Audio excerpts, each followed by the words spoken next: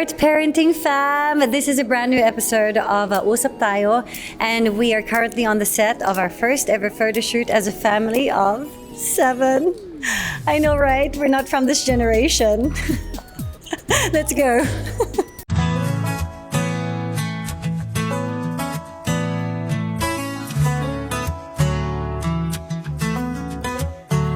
I don't know. It's really, I think every day is just something to enjoy with the kids. I feel like every day is like, I wouldn't say every day is like Mother's Day, but in a way then it is, because it's really something that I'm in the thick of, surrounded by 5 kids. But I guess it's just a beautiful day to not feel like a mother, but to honor our mothers. So it's more like, for me, you know, being thankful and grateful for my mom. Of course, it's nice because I have children who, well, right now, I don't know if they really appreciate me, but I know one day they will. But yeah, it's always a beautiful day to celebrate. Okay, so Antonio because that's Primo's Lolo's name. That's Drew's dad's name, Antonio. Primo because, actually it was a joke. Drew and his younger brother loved Transformers. So Optimus Prime, kaya siya naging Antonio Primo. At first I thought it was a joke, but then eventually it started growing on me, and then I was like, you know what, I like the name. Sige, Antonio Primo. Alonzo Leon, the funny thing is, we just liked the name because it sounded nice. But little did we know that he would be a Leo. And he's Leon. And pag galit siya, para siyang Leon. So that was Leon. Alana Loren. Alana because I liked Alana because it's close to my mom's name, Elena. Alana Elena. So that was like to honor my mom. So Alana, and then Loren just sounded nice, so Alana Loren. Astro Phoenix because it was just amongst the list of names that I had when I was pregnant with Alana. Kasi nga akala kong lalaki, so I had Astro's name in that list. And then I only had one name for a girl, which was Alana Loren. So funny, nagamit na yung si Alana Loren. And so when I had a boy, we went with Astro Phoenix. There's no meaning behind it. It's just because it sounds nice. And then Anya, because Anya also means grace. So I wanted to go with Anya. But initially I wanted Anya's second name to be Ray because I'm Raylene and my dad's Ray. But I don't know who it was, but someone gave me the idea that if you put Anya and Ray together, it's gonna be diba? So it turned out to be a joke. So I actually prayed about it. And then I was coming across all these names, and then because I've been growing so much in faith, it made me realize, parang God made an impression in my heart that love would be a beautiful name because God is love. And all that it's about in the Bible is about loving each other. And our family is built on a chunk of it, a chunk of love. So I thought love would be a beautiful second name for Anya. I know that I've always mentioned it, but I am terrified of delivery. I know that people think, ikaw takot, naglima. But I really am, if you only knew, I am really so terrified with delivery because you just don't know what can happen. Like for this delivery, my doctor had to ask me to reserve 2 bags of blood just in case hindi na mag-contract ng uterus ko. Kasi nga, dahil pang-5, baka pagod na siya. Baka sabihin ng uterus ko, pagod na me. Hindi na siya makapag-contract, and then I might end up bleeding profusely. And she was telling me, Iya, in just a matter of minutes, I need to get you into an operating room and take out and give you a hysterectomy, take out the uterus. So Drew and I looked at each other and we were like, okay, that's kind of scary. So, and that's just one of the things that can happen, diba? So I am always so scared. There was that one Sunday na I thought I was in labor. We went there.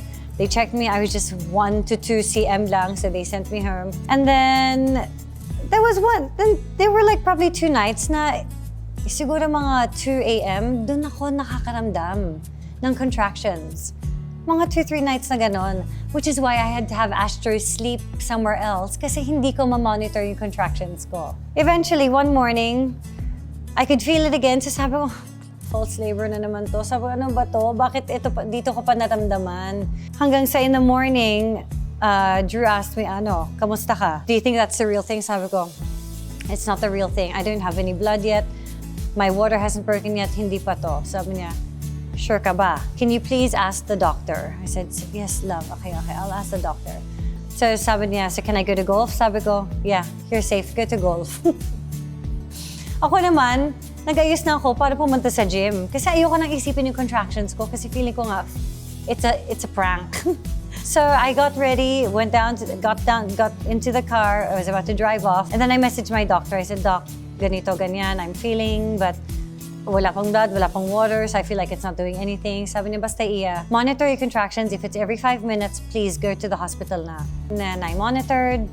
Medyo lumalakas, medyo dumidikit na, hanggang sa there was one contraction na talagang napahinto na ako. Tapos yung iniikot-ikot ko na yung hips ko, sabi ko, oh, okay.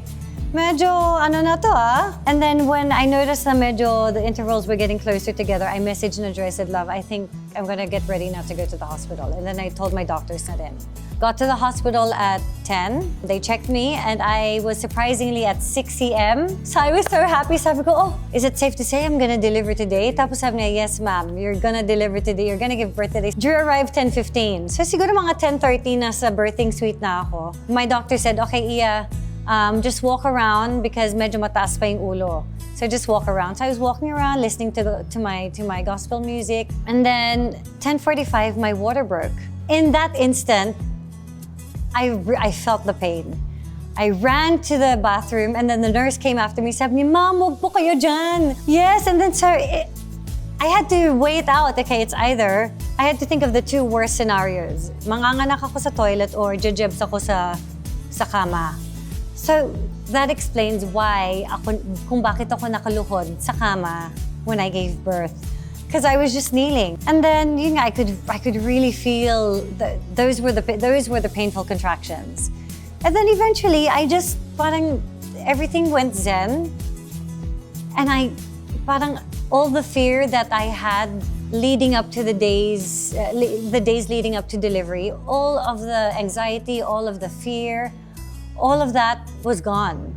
And I was just calm. I was so calm and collected that I feel that even as the baby was coming out, dahil nga siguro hindi ako sumisigaw, my hospital gown was down eh. They didn't know if the baby was coming out, but I was just saying, okay, I feel her. Okay, I feel her head. Okay, the baby, okay, she's coming. I guess they didn't realize that she really was coming. So nagulat na lang sila. Pag angat ko ng hospital gown ko, nandyan na nga si Anya. Wow. Let you lie down. Oh my goodness. It was amazing for me because I've always wanted to know the feeling of catching your own baby. And so when I did, it was just, oh my goodness, it was the most beautiful thing. Oh, wow. I would wish for every mom to be able to experience that. Yung kay Primo, it was the relief after doing something so hard. Like, I didn't know what to expect with that delivery. And para akong nabinyagan na, my gulay, ano yun? What on earth was that? So that was the relief there. And of course, the relief na, okay, I'm okay, I'm alive, he's okay, he's alive. With Leon, there was a different kind of relief because nga, nag-poop na siya sa loob. So the relief that nairi ko siya, they didn't have to cut me, and that he was okay and he didn't ingest any of it. With Alana, it was the relief na may babae na ako, hindi ko na kailangan ulitin. That was the relief. It was different levels of relief. Kay Astro, yung kay Astro parang kay Primo. Because kay Astro yung walang epidural. So yung kay Astro, that was the relief na parang, yun pala yun na walang drugs. Tapos yung kay Anya, parang with Anya, it was just, there was so much joy, especially with how everything unfolded. And then, of course, at the end of it, gratitude. I was just so grateful that I had given birth to the fifth, that I got through that pregnancy, that I got through the delivery, that she came out healthy, that I survived it. It was all of that. And in just knowing that that's the end of that chapter. Bye-bye, birthing suite. Forever.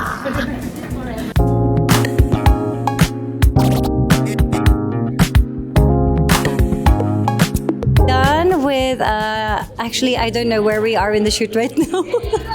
At this point, hindi ko na alam. Basta ang alam ko, buhay pa naman kaming lahat. Of course, there are challenges here and there because, one's in the mood, the other's not. The other one's hungry, the other one's game.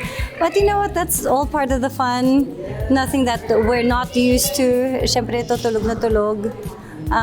Yeah, it's always so nice to be with all of the kids. And for me, it's special because we are not the type of family that often arranges for pictorials, for family pictorials. So it's just nice because, this is actually for smart parenting and we're all together. So parang it's hitting two birds with one. We get to be part of smart parenting and we get to have material that we get to keep forever.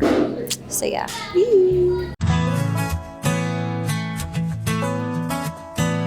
You know what has really helped me with postpartum recovery?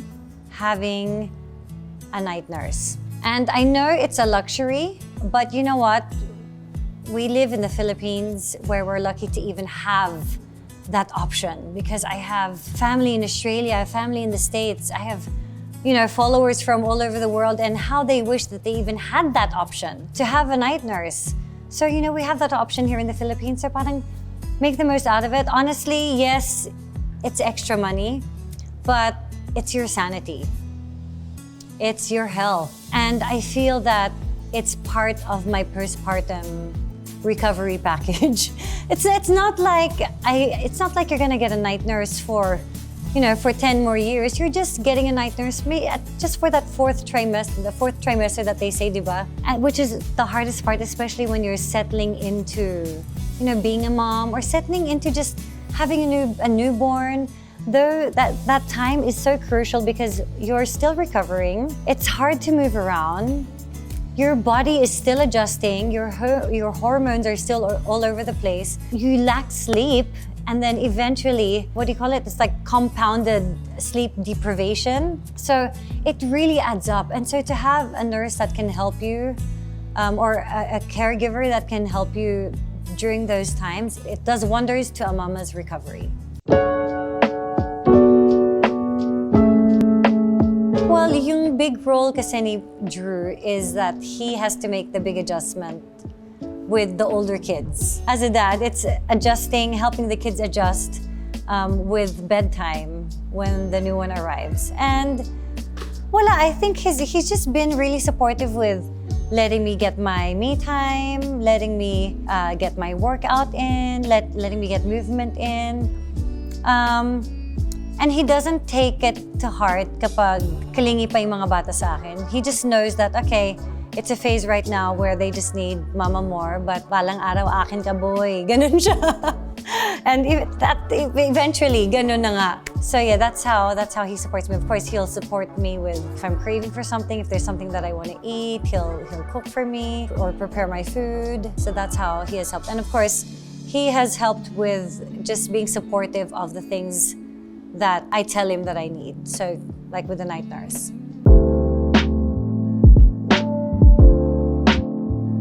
I hope that they will remember how loving I was. I hope they'll remember how fun I was. I hope they'll remember all of the fun opportunities that I gave them. That's how I would like for them to remember me.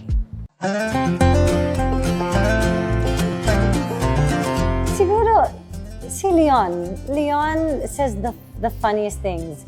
And minsan meron siyang sinabi na, Mama, you're my favorite mama. Like, of course, in my head, I'm like, may iba ka pa bang mama na pwede maging favorite? Yeah, just little things like that. Ano pa nga ba? Yung mga biglaang ikikiss ako ni Astro, you know, he might not say it, but through his actions, I can see how much he loves me, just the way he hugs me. You know, these actions, you know, say so much more. And even Alana, just when she wants to be with me, not necessarily the things that they say, but really the things that they do to show me how much they love me.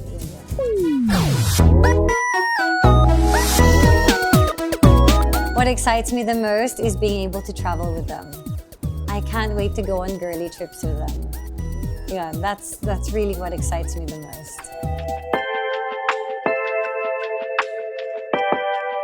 Motherhood has been the most humbling teacher for me. And it's true that it really exposes a lot about yourself, and it exposes a lot of the things that we need to fix within ourselves. So that for me is what motherhood has been. And it can get very overwhelming, it can get overstimulating, it can get challenging.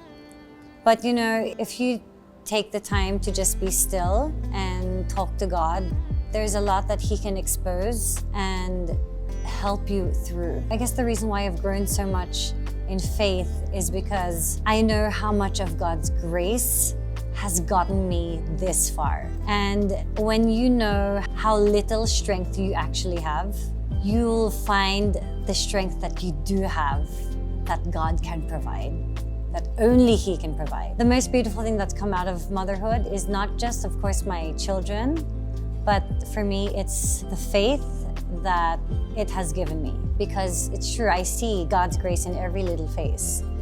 And I would not have made it this far if it weren't for that same grace, because man, it is hard.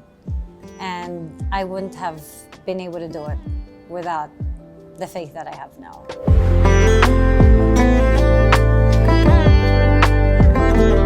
So that's it for today's episode. But for more videos like this, do like and subscribe to Smart Parenting's YouTube channel.